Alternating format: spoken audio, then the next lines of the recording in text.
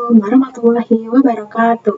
Shalom, Om Swastiastu, Namo Buddhaya, Salam Kebajikan. Halo semuanya, perkenalkan saya Fanianti Junaidi dari Program Studi Sistem Informasi Manajemen.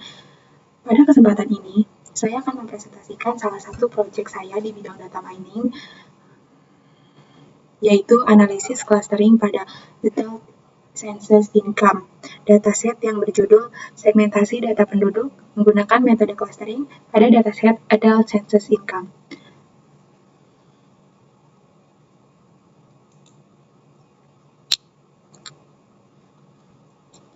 Dalam proyek ini, saya menerapkan beberapa algoritma clustering, yaitu K-means, hierarchical clustering, dan DB-scan. Seluruh proses analisis ini mengikuti analisis CRISP-DM, tahapan CRISP-DM agar pengerjaan dilakukan secara terstruktur dan sistematis.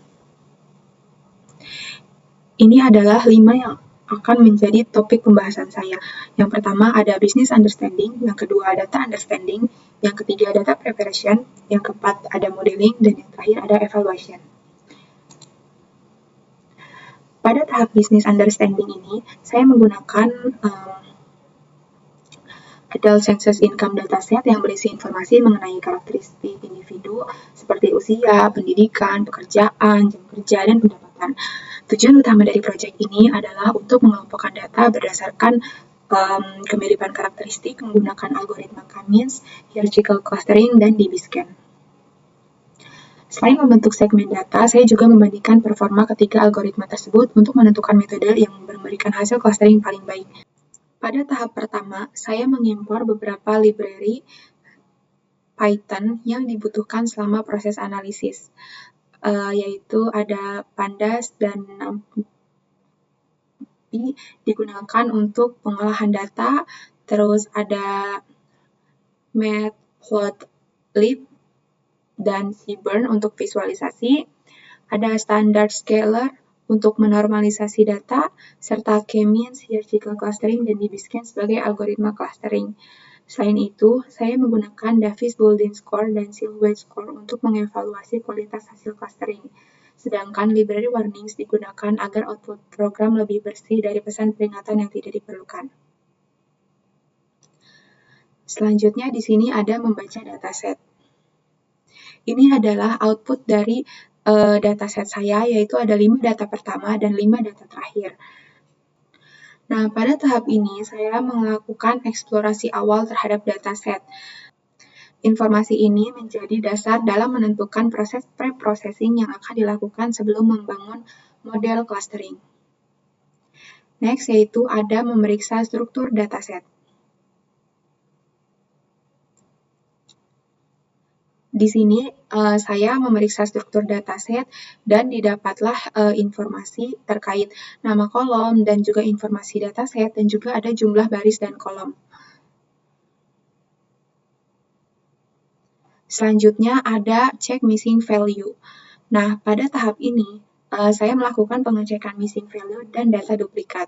Nilai yang ditandai dengan tanda tanya diubah terlebih dahulu menjadi none agar dapat dikenali sebagai data yang hilang. Setelah itu, saya menghitung jumlah missing value dari setiap kolom dan memeriksa apakah terdapat data yang duplikat. Langkah ini bertujuan untuk memastikan kualitas dataset sebelum dilakukan proses pre-processing dan clustering. Selanjutnya di sini saya ada visualisasi distribusi sebelum cleaning. Pada visualisasi ini, saya menampilkan distribusi data numerik sebelum dilakukan proses cleaning. Tujuannya adalah untuk memahami pola penyebaran data, terus mengidentifikasi kemungkinan outlier, dan melihat karakteristik setiap variabel sebelum masuk ke tahap pre-processing dan pemodelan. Dan ini adalah output dari distribusi data sebelum cleaning saya.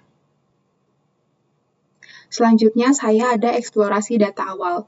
Nah, pada tahap ini, saya ini memvisualisasikan distribusi beberapa atribut numerik menggunakan histogram. Tujuannya itu untuk memahami pola penyebaran data, melihat frekuensi setiap nilai, serta untuk mengidentifikasi kemungkinan adanya outlier atau distribusi yang tidak seimbang sebelum dilakukan proses pre-processing dan clustering. Dan ini hasil outputnya. Next ke data preparation. Pada tahap awal ini, saya melakukan pembersihan data dengan menghapus data duplikat.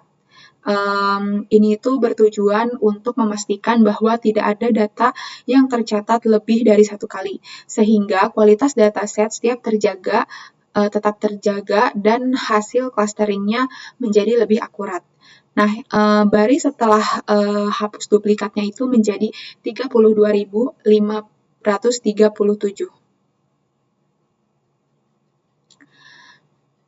Selanjutnya di sini saya melakukan perbaikan nilai tidak valid.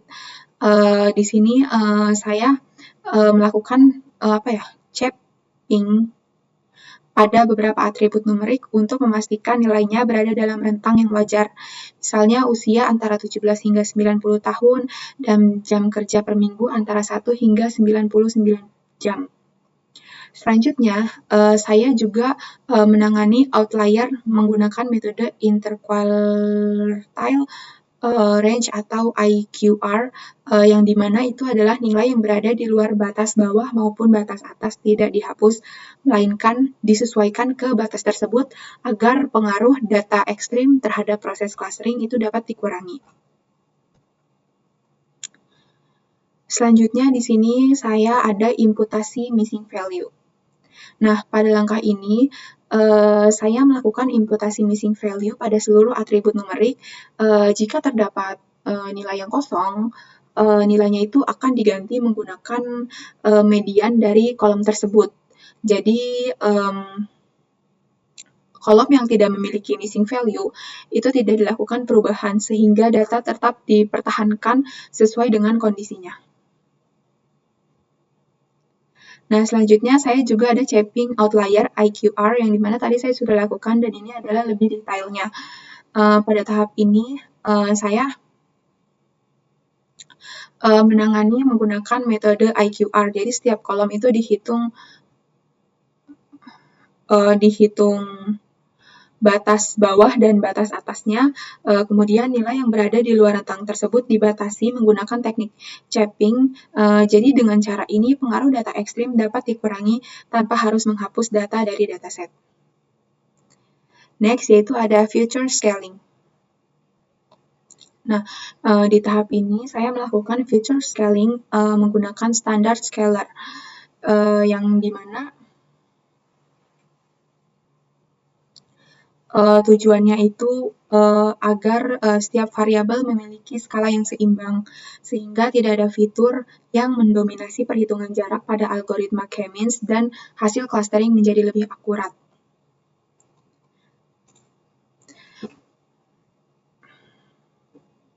Selanjutnya di sini ada modeling. Di sini saya menggunakan beberapa metode. Yang pertama itu adalah elbow method. Nah, pada elbow method ini, saya gunakan ini untuk menentukan jumlah cluster yang optimal pada algoritma K-means. Saya juga menghitung nilai inertia untuk beberapa nilai K, mulai dari 2 hingga 10. Kemudian visualisasikannya itu dalam bentuk grafik. Dari hasil tersebut, terlihat bahwa titik berada pada K3. Sehingga saya memilih menggunakan 3 cluster dalam proses pemodelan karena dianggap memberikan keseimbangan yang baik antara kompleksitas model dan kualitas pengelompokan. Saya juga menggunakan elbow method ini untuk mengevaluasi beberapa nilai K. Berdasarkan grafik yang dihasilkan kan K-nya itu ada pada titik 3. Jadi saya yang milih 3 cluster. Karena setelah titik tersebut penurunan inertia tidak lagi signifikan.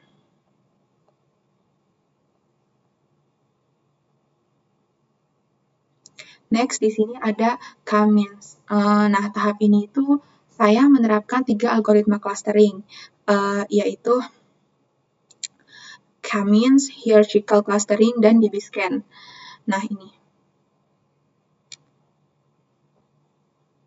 Nah, untuk Cummins dan Hirschikal saya menggunakan 3 klaster berdasarkan hasil elbow method, sedangkan di Biscan saya menggunakan parameter F sebesar 1,25 dan minimumnya itu adalah 12 sampel. Setelah proses clustering selesai, saya memvisualisasikan hasilnya menggunakan beberapa kombinasi fitur numerik seperti usia, jam kerja, tingkat pendidikan, dan capital gain sehingga perbedaan antar klaster dapat terlihat dengan lebih jelas.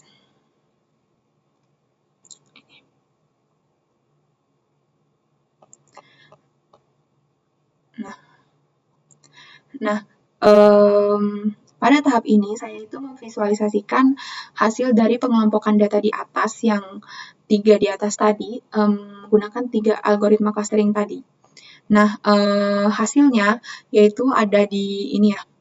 Grafik pertama ini menunjukkan bahwa K-means clustering dengan membandingkan variabel usia, jam kerja per minggu, itu setiap warna itu mempresentasikan klaster yang berbeda, sehingga kita dapat melihat bagaimana data dikelompokkan berdasarkan kemiripan karakteristik kedua variabel tersebut. Nah, selanjutnya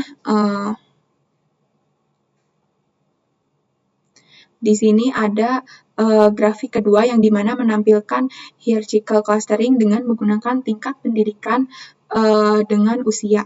Nah, metode ini membentuk kelompok secara bertahap berdasarkan tingkat kemiripan antar data, sehingga pola hubungan antara pendidikan usia dapat diamati. Selanjutnya, yang ketiga, saya memperlihatkan ini hasil di Biscan dari capital gain dan usia. Berbeda dengan K-means dan hierarchical, di Biscan ini membentuk klaster berdasarkan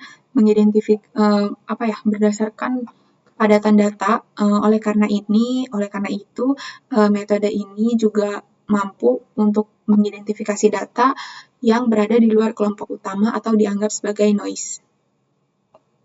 Selanjutnya ada grafik terakhir, yaitu menggunakan Cummins dengan membandingkan jam kerja dan juga pendidikan.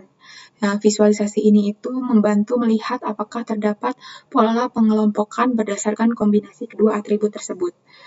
Nah, secara keseluruhan, visualisasi ini memberikan gambaran mengenai bagaimana setiap algoritma mengelompokkan data berdasarkan karakteristik yang dimiliki, sehingga memudahkan proses analisis dan perbandingan antar metode clustering. Next, ada evaluation. Nah, di evaluation ini, saya itu menggunakan Davis-Baldwin Index dan Silhouette Score untuk membandingkan kualitas hasil clustering berdasarkan hasil yang diperoleh. Nah, algoritma Cummins ini memiliki DBI sebesar 1,4709 dan Silhouette Score-nya itu 0,2224. Sedangkan untuk yang hierarchical ini DBI-nya 1,5192 dan Silhouette-nya itu 0,2028. Nah, untuk di Biscan ini tidak dapat dievaluasi karena hanya membentuk satu klaster. Nah, yang tadi di visualisasi. Jadi, metrik evaluasi tersebut itu nggak bisa dihitung. Oleh karena itu, saya memilih Cummins sebagai model yang memberikan hasil terbaik pada proyek ini. Sekian dari saya. Kurang lebihnya mohon maaf. Wassalamualaikum warahmatullahi wabarakatuh.